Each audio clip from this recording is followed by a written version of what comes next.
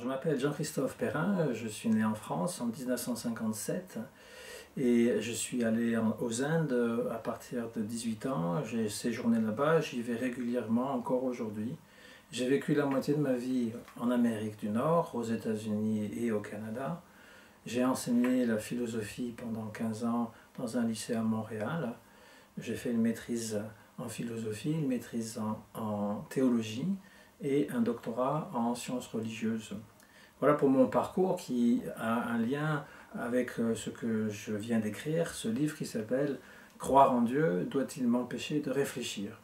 Donc la question, c'est vraiment l'accent est mis sur la réflexion, à savoir qu'est-ce qu'une religion? Est-ce que nous sommes dans une société qui est totalement laïque, c'est-à-dire où les choses sont compartimentées, ou est-ce que la religion, ou plutôt le sacré, imprègne notre société?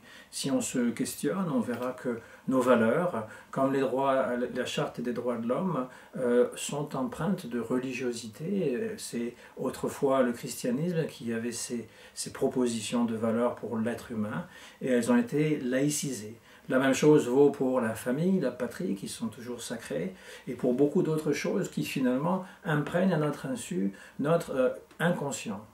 Alors, concernant les religions, le fait religieux, évidemment, dans la société française, c'est très présent, le christianisme bien entendu, avec toutes ces dénominations, c'est-à-dire les catholiques, les protestants, les orthodoxes, les évangéliques. De même, l'islam, que l'on aime ou que l'on n'aime pas, est présent dans la société française, ainsi que le judaïsme et toutes sortes d'autres croyances comme le bouddhisme ou des pratiques issues de l'Inde ou toute autre sorte de compréhension du monde du sacré.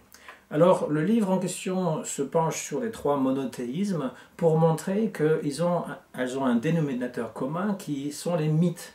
C'est-à-dire que les mythes sont communs, mais ils sont toujours réinterprétés.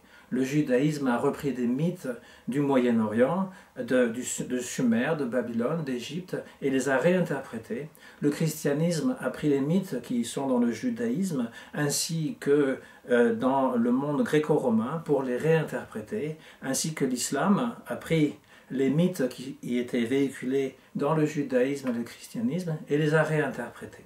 Ce phénomène s'observe aussi dans les religions orientales, comme le bouddhisme ou l'hindouisme, mais je me suis limité à ces trois grandes religions pour cerner de plus près cette problématique et montrer qu'en comprenant que chaque religion dépend d'une autre par rapport à ses mythes, à ses rites réinterprétés, il peut y avoir un dialogue plus fructueux et plus amical quand on accepte que finalement nous ne sommes pas les détenteurs d'une vérité unique. Et donc l'objectif à long terme, ce serait un mieux vivre ensemble dans une meilleure compréhension.